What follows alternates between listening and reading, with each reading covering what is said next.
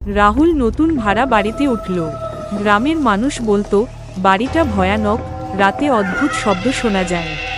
প্রথম রাতেই বিছানায় শুতে গিয়ে সে টের পেল বিছানাটা নড়ছে, আর কোথাও থেকে ভেসে আসছে ভারী শ্বাস নেওয়ার শব্দ, যেন কেউ তার শরীরের নিচেই শুয়ে আছে। রাহুল ভেবেছিল হয়তো ভুল শুনছে, কিন্তু হঠাৎই আবার শ্বাসের শব্দ, একেবারে তার কানের কাছে। সে ভয়ে উঠে আলো জ্বালাল।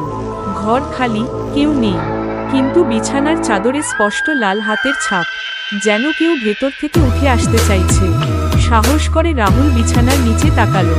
সেখানে অন্ধকার ছাড়া কিছুই নেই, কিন্তু হঠাৎ সেই অন্ধকারের ভেতর দুটো সাদা চোখ জ্বলে উঠল। একটা ফ্যাকাশে মুখ ধীরে ধীরে বেরিয়ে এলো, আর ফিসফিস করে বলল, এটা আমার জায়গা।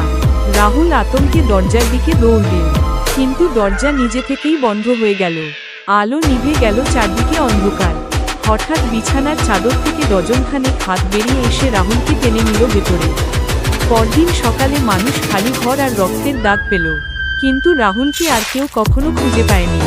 এই রকম আরও ভয়ানক ভয়ানক ভিডিও পেতে হলে আপনাদের আমার পাশে থাকতে হবে বন্ধুরা। সবাই ভালো থাকবেন, সুস্থ থাকবেন, আবারও দেখা হবে অন্য একটি ভিডিওতে।